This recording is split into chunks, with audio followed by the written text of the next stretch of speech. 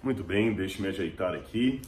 Olá, você que me segue no Rodrigo Silva Arqueologia. Eu estou de férias, mas não posso deixar de ter o nosso encontro periódico aqui no canal para falarmos um pouco sobre a Bíblia, sobre a Palavra de Deus e hoje especificamente sobre o livro do Gênesis.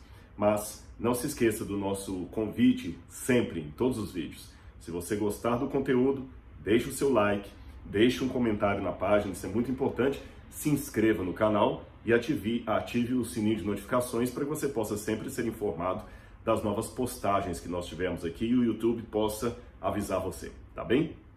Hoje vou falar sobre a questão do Jardim do Éden, dilúvio e chuva.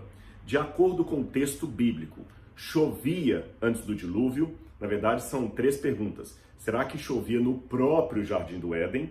Será que a chuva acontecia depois do pecado e antes do dilúvio? Ou será que a primeira chuva na terra só caiu na época do dilúvio? Esse é o assunto que nós vamos tratar hoje.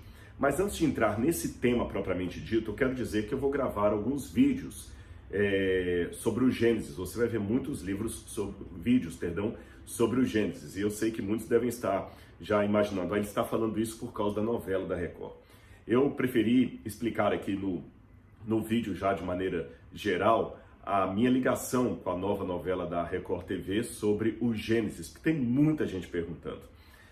Na verdade, a Record já fez um convite oficial para que eu fosse um dos historiadores que dão as coordenadas na novela, um dos revisores em termos de questão de história, de arqueologia, até algumas questões bíblicas também, teológicas ali, ou seja, um dos consultores na área de história, tá bom? Esse é o meu papel. Eu não sou o autor da novela, não sou o diretor da novela, sou apenas o consultor histórico junto com mais dois outros profissionais do Rio de Janeiro que estão ali também. E alguém pode perguntar, e por que essa parceria, Rodrigo? Aqui nós temos dois tipos de reação, geralmente, das pessoas.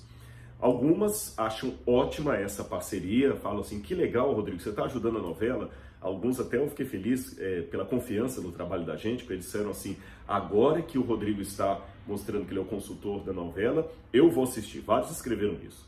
Outros se mostraram totalmente indignados. Mas por que você está se envolvendo com questão de novela, de teledramaturgia? Isso é horrível, o cristão não deve se envolver com essas coisas e tudo mais, etc. Ou seja, cada um tem a sua opinião. Eu vou explicar para vocês, eu espero que entendam e aqueles que discordam respeitem a minha decisão. Quando a Record propôs essa parceria, eu pensei bastante, consultei os meus superiores, então não tem nada feito debaixo dos panos, nada escuso, tá certo? Houve um trabalho, um acordo, um contrato nesse sentido aí. Então, em primeiro lugar, vamos deixar bem claro qual que é o meu papel. Repito, eu não sou o autor da novela, eu sou um consultor. É lógico que na hora de montar as cenas, o trabalho acaba sendo de equipe, sabe? Os autores, especialmente a Rafaela, que é uma das principais autoras aí, uma das escritoras principais da novela, sempre estavam em contato com a gente, perguntando detalhes, minúcias, como é que era o leque da época. Eles abanavam, eles cumprimentavam dando as mãos, eles davam tchau na hora de ir embora, ou esse tipo de cumprimento não havia. A gente também faz workshop com os atores e atrizes, mostrando comportamentos, por exemplo. Uma das atrizes tinha uma dúvida, como é que ela se posicionava como egípcia para falar dos deuses. Um egípcio, quando ia falar das divindades, ele olhava para cima como os cristãos, ou ele olhava para o horizonte. Então, todos esses detalhes nós fomos construindo ali juntos, vários nomes de personagens que não estão na Bíblia, mas que a licença poética obriga você a criá-los. São nomes também que a gente acabou contribuindo, sugerindo nomes. Às vezes os autores escreviam assim, olha, eu preciso de um nome de homem hitita para ser um general hitita. Eu preciso de um nome egípcio para ser um ministro do faraó da época de Abraão, quando Abraão vai para o Egito. Eu preciso de um nome de Canaã. Então, quer dizer, a gente tinha que fazer tudo isso. A cena da Torre de Babel, por exemplo, foi outro desafio, porque eles mandavam para a gente os textos.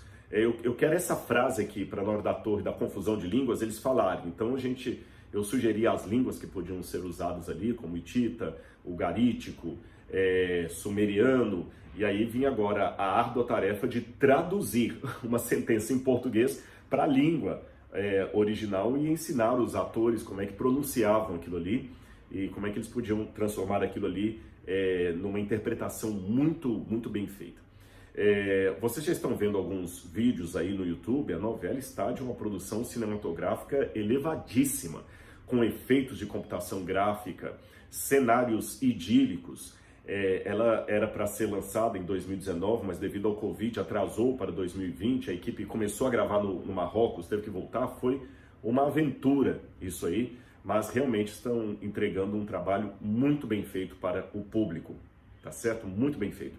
É 100% isento de erros? Eu digo que não, porque sempre tem uma falhazinha ou outra aqui. Uma vez eu brincando lá, até num workshop que eu dei para os atores e atrizes da Record, eu lembro que de uma das novelas, não sei se foi Os 10 Mandamentos ou José do Egito, não lembro agora, que numa cena apareceu um extintor no fundo, quer dizer, nem o diretor percebeu, nem o pessoal de arte, nem os câmeras, apareceu lá um extintor no fundo. Então sempre tem um errinho aqui ou outro ali. Mas o que podemos fazer para dirimir a novela de erros históricos e bíblicos foi feito, tá bom? Agora, existem algumas questões bíblicas que nós temos que levar em consideração que dizem respeito à licença poética. Coisas que a Bíblia não diz claramente, mas para você construir uma trama, você tem que ter aquela licença poética, criar diálogos, alguns personagens a mais, porque a Bíblia resume, às vezes, uma história. Às vezes uma história de Abraão lutando contra o anjo dá um parágrafo, um capítulo da Bíblia. Você tem que destrinchar aquilo um pouco mais. Algumas coisas nós temos que atualizar um pouquinho, até com algum anacronismo, para que fique interessante para o público, né? Então tudo isso foi feito. Mas eu sei que muita gente deve estar perguntando, tá, Rodrigo, beleza, você está falando aí das novelas, do possível erro, de onde não há erro, da seriedade histórica, da qualidade da produção, mas a pergunta ainda fica no ar. Por que você foi se envolver com esse projeto? Bem, em primeiro lugar, deixe-me deixar claro para vocês que não se trata de uma substituição da leitura da Bíblia, tá bem? Se você vai assistir a novela da Record para não ler a Bíblia, então eu vou ficar muito frustrado. Eu, e tenho certeza, todo mundo que participou dessa superprodução. O objetivo da novela não é substituir a leitura da Bíblia. Não é usar a novela agora como momento de devoção a Deus. Não é isso. A novela é, entre outros motivos, um estímulo a mais para que você possa ler a Bíblia. A Bíblia é o livro no qual a novela se inspira. Então você tem um motivo a mais para ler a Bíblia a partir da novela. E isso já aconteceu em outras novelas da Record. Muitas pessoas, olha que interessante, agora eu quero começar a ler a Bíblia. Aliás, eu ouvi isso até de alguns atores ali, algumas atrizes também. Olha, interessante, eu nunca tinha lido o Gênesis. Eu comecei a ler por causa do personagem que me contrataram para fazer, o papel que me contrataram para fazer na novela. Mas eu quero estudar mais a Bíblia agora. Então pronto, se as pessoas começam a ler a Bíblia, a estudar a Bíblia, até para checar o que da novela é bíblico, o que é licença poética, ótimo, é isso que nós queremos. Uma segunda razão, se muitas pessoas, ao assistirem a novela, mesmo que não seja a Bíblia, a palavra de Deus, mas está fazendo uma referência à história da palavra de Deus, se uma pessoa, de certa forma, tiver um encontro com Deus a partir da novela, por que não aproveitar isso? Nas novelas anteriores, há relatos lá de pessoas que estavam para se suicidar e desistiram do suicídio porque assistiram a novela Jesus. Que ótimo! Eu não sei quantas pessoas desistiram do suicídio porque leram ou assistiram um filme de Nelson Rodrigues. Desculpem os que são apaixonados por Nelson Rodrigues, mas é uma verdade. Quantas pessoas mandaram uma mensagem para um canal de TV dizendo, olha, eu estava à beira do suicídio, eu estava usando drogas, mas quando assisti aquela crônica de Nelson Rodrigues que vocês interpretaram, eu desisti de me matar, eu desisti de usar drogas. Pode até ser que haja, mas eu tenho cá minhas dúvidas. Agora, uma novela bíblica remete a uma trama, a uma história que tem a ver com a história da redenção. Aliás, eu falei isso também para todos os atores e atrizes ali. Falei, gente, vocês estão interpretando Bíblia. Eu sei que muitos de vocês têm experiência de dramaturgia muito longa. Eu não vou ensinar dramaturgia para vocês, que não é minha área. mas vocês estão fazendo um papel inédito, vocês estão interpretando Bíblia. Então, esqueçam praticamente todo o conceito anterior de teatro. Agora vocês estão atuando numa mensagem, numa história que transforma vidas. E eu vi muitos concordando, até emocionados ali diante dessa fala, tá bem? E com essa questão de participar ou não numa questão teatral, ou como eu falei, de dramaturgia, isso é uma polêmica que tem em muitas igrejas. Sejam elas pentecostais, neopentecostais, protestantismo clássico. Eu lembro, falando da própria igreja adventista, que espelha a realidade de outras, em 1927 ou 29, se eu não me engano, o Emmanuel Missionary College, dos Estados Unidos, que hoje é a Andrews University, ganhou de presente uma máquina daquela Super 8, e com um filme sobre a manufatura do petróleo. E eles então inauguraram essa máquina Super 8 apresentando um filme da manufatura do petróleo, ali no seminário teológico do Emmanuel Missionary College. Houve um abaixo-assinado de professores e alunos do seminário, mandando devolver aquela máquina Super 8 e não exibir o filme sobre a manufatura do petróleo, porque isso era trazer o mundanismo para dentro da universidade, era trazer o cinema para dentro da universidade. Para você ver como as coisas mudam. Hoje, a Igreja Adventista tem um canal de TV que é a Novo Tempo, percebe? E até produz filmes também, alguns filmes como um que foi feito na Amazônia, o filme A Última Batalha, perdão, que foi produzido por alguns. Então as coisas mudam. No passado, muitos crentes não aceitavam ter rádio nem TV em casa. Depois passaram a comprar rádio para ouvir programas como A Voz da Libertação, A Voz da Profecia, programas pentecostais. Depois começaram a comprar a TV para assistir Jim Swaggart, para assistir Rex Hubbard e outros pregadores. Hoje, dificilmente você encontra uma religião protestante ou evangélica que proíba os seus membros de ter rádio e TV em casa. É lógico que devemos ter cuidado, tá certo? Hollywood produz muita coisa que não presta, isso é sério. Mas eu acho que nós devemos aprender com a estratégia de Davi. Davi não matou o gigante Golias com as pedrinhas que ele jogou no gigante. Ele desmaiou o gigante. Na verdade, ele cortou a cabeça do gigante, foi com a espada do próprio Golias. Ou seja, nós temos que aprender a usar a espada de Golias, contra os filisteus. Ora, a internet é um exemplo. A internet tem muita coisa que não presta na internet, mas eu estou usando a internet para pregar o evangelho. Percebeu?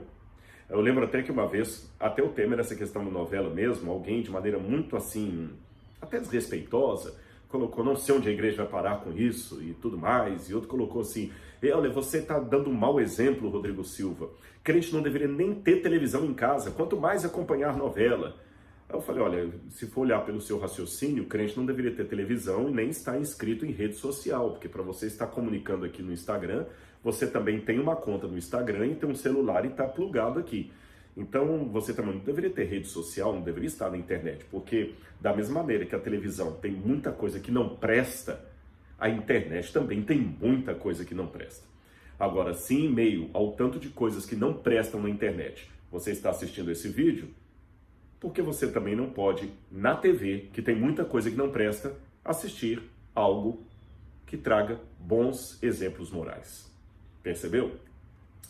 Outra coisa que eu queria chamar a atenção. Não pensem que a novela é algo que eu escrevi a partir da minha crença para os da minha religião. Não. Eu sou o único adventista ali. Tem um ator que é adventista também. Mas dos autores, nada. Então eu tinha que ter a ética de mostrar o texto como ele estava ali, sem ficar puxando sardinha para minha brasa, senão eu estaria sendo desonesto com a TV.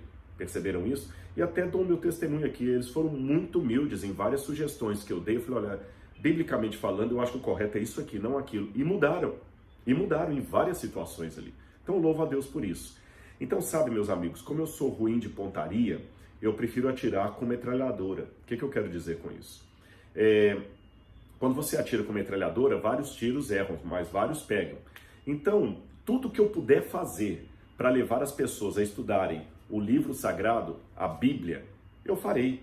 Através dos vídeos do YouTube, através dos livros que eu escrevo, das palestras e sermões que eu apresento, através do programa Evidências e, por que não, através de uma consultoria bíblica e histórica para uma novela que vai alcançar milhões de pessoas. Tá bem? Então esse é o meu objetivo aqui. E eu acho que eu estou certo. Não acho que eu estou errado, não. Não estou fazendo isso por exibicionismo nem nada. E eu espero que você goste. Goste da dramaturgia. Se você não quiser assistir, tudo bem, mas eu aconselho, assista os capítulos, compare com a Bíblia. É engraçado, esse personagem aqui, faça até isso. De repente é um bom momento para você ter um diálogo de família que você já não tem há muito tempo. De repente a mãe com a filha adolescente vai falar o seguinte: olha, vamos comparar a novela agora com a Bíblia, vamos ver os personagens que a novela cita que não estão na Bíblia, que foram construção artística da licença poética deles. Olha que exercício bacana. E você vai estar voltando para a fonte da novela, que é a palavra de Deus. Ficou claro isso para vocês? Espero que vocês entendam então as minhas razões e aqueles que não concordem, respeitam que eu estou fazendo isso com muita oração e não somente eu, mas toda a equipe ali. Tem muita gente apaixonada por Jesus por detrás dessa novela, tá bom? Bom, e a pergunta inicial, que eu acabei gastando demais aqui na introdução e deixei a questão de lado. Essa pergunta, se chovia antes do dilúvio ou não, foi um dos temas que a gente discutiu com os autores ali. O texto bíblico, base para as pessoas que se definem sobre essa questão, se havia chuva, veja, são 3 pontos. Havia chuva antes do dilúvio, primeiro ponto, ou o dilúvio foi a primeira chuva. Segundo, a chuva caiu somente depois do pecado e antes do dilúvio. Ou, terceiro lugar, já havia chuva mesmo no Éden antes do pecado. O ponto que a gente abre a nossa discussão aqui é Gênesis capítulo 2, versículos 5 a 7. Eu vou ler para vocês.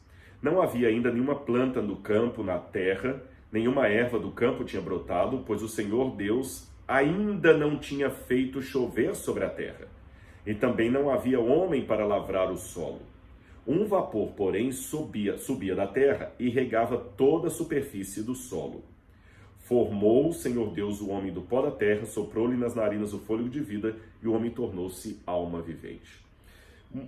Eu vou dar aqui a primeira interpretação desse texto, que é aquela que eu adoto, tá bom? Depois vou dar a outra interpretação, que é a que eu não adoto. Mas por questão de ética, eu tenho que apresentar as duas leituras para você, as duas interpretações.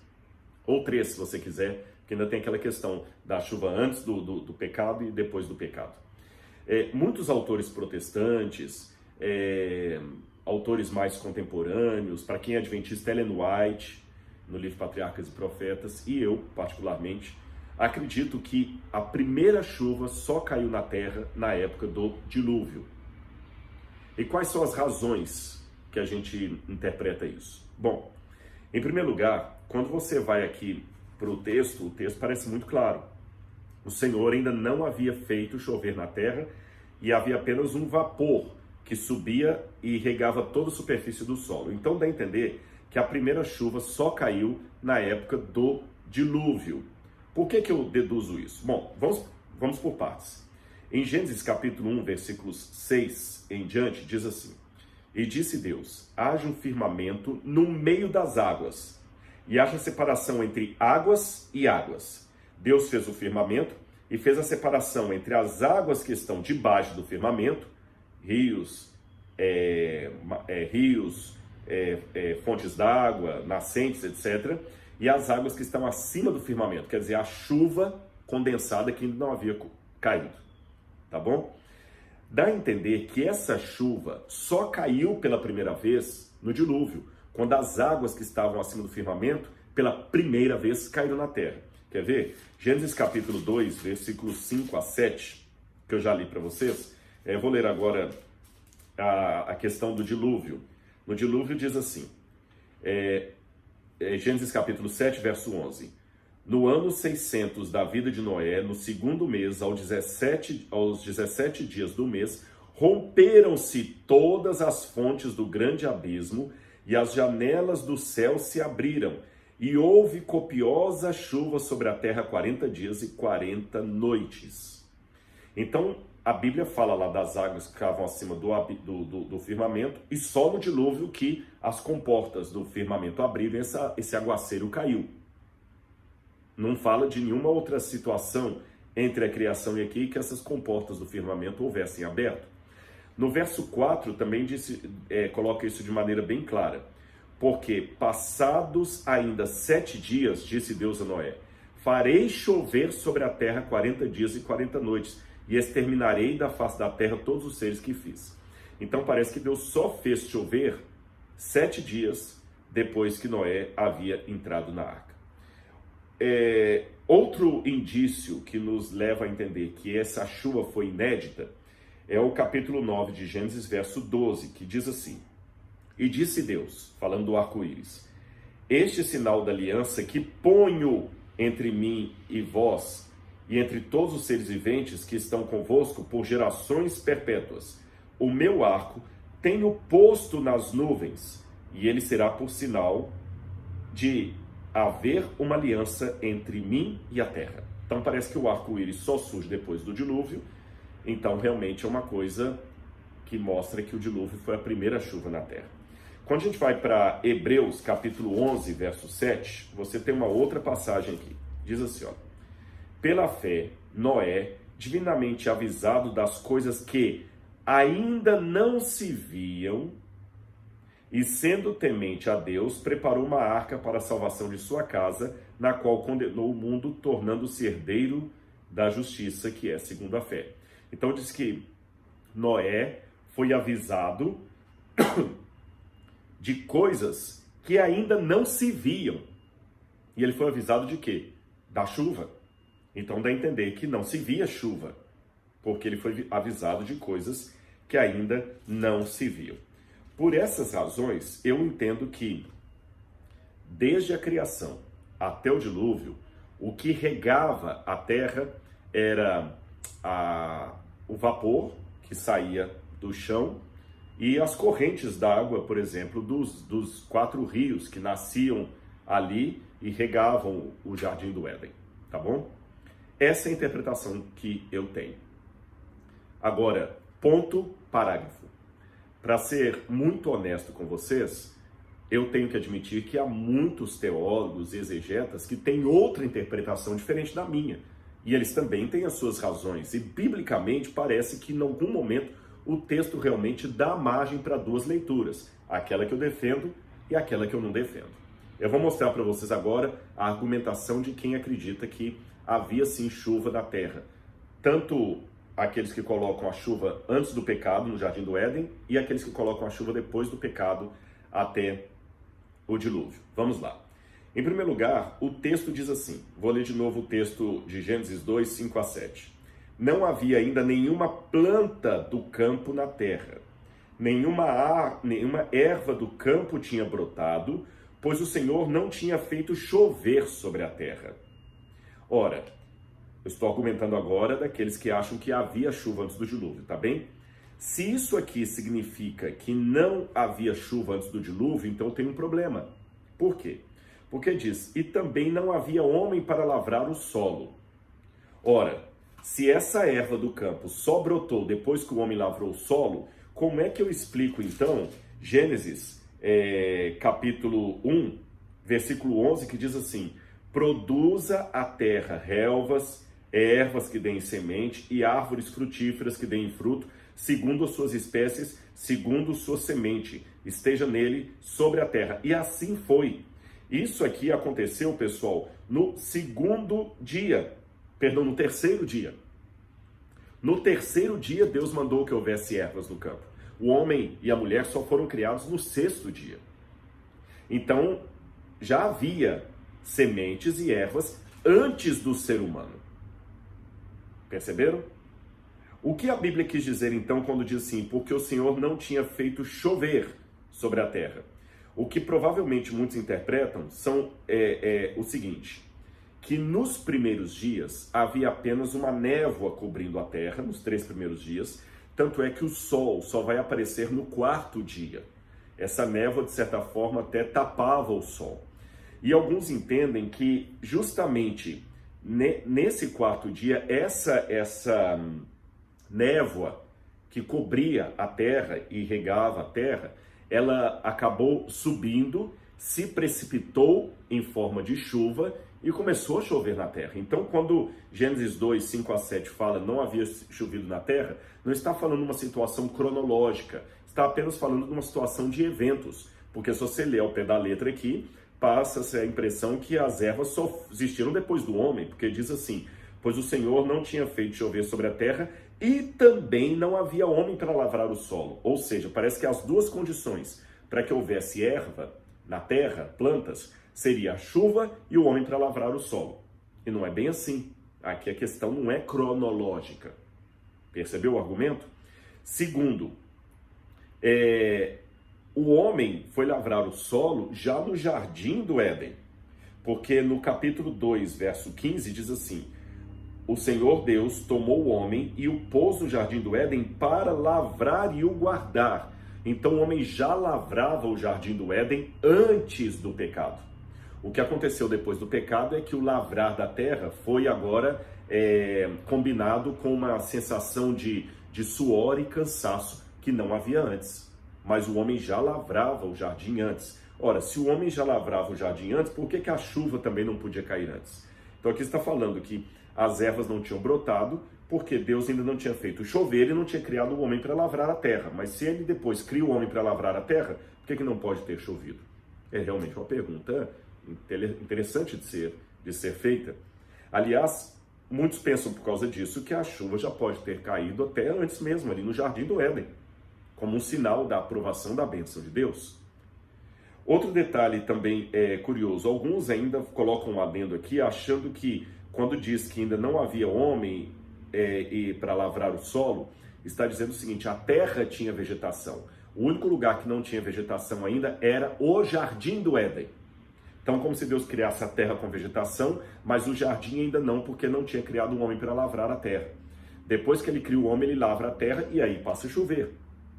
Esta é uma interpretação que muitos têm. Aliás, essa questão, que quando fala aqui no texto, né, um vapor, porém, subia da terra e regava toda a superfície do solo, se você olhar Jó, capítulo 36, verso 27, você vai ver um texto que fala assim, olha, ele, Deus, reúne as gotas das águas e do seu vapor as destila em chuva.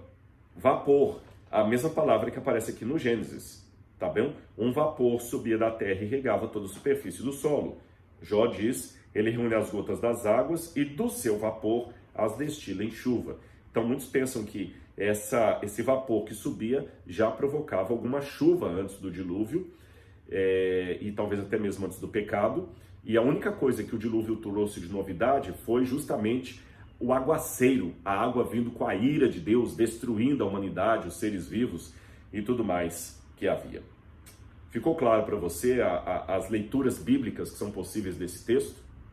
Bom, embora eu, como falei com vocês, eu opte pela primeira leitura, de que a chuva só caiu na época do Jardim do Éden, para ser honesto com o pessoal, quando a gente trocou nesse assunto, eu coloquei que há essas três possibilidades. E no fundo, não chega a ser um ponto de salvação. Se você optar pela ideia que eu opto, ou por qualquer outra das duas, você não está criando nenhuma heresia que vai comprometer a salvação das pessoas. E você deve estar perguntando, Rodrigo, e finalmente, qual das três opções o pessoal da Record resolveu usar na novela? Bom, aí eu não posso dar spoiler, senão eles cortam o meu pescoço. Aí o jeito é você assistir e ver qual a posição que eles tomaram, tá bom? Espero ter esclarecido esse ponto, e você agora com os elementos pode tomar a sua posição por uma interpretação ou por outra, e se decidir assistir a novela no todo, alguns capítulos, eu espero que goste do trabalho, tá certo? Então um grande abraço para você e a gente se vê no nosso próximo vídeo aqui no canal. Um abraço e até lá!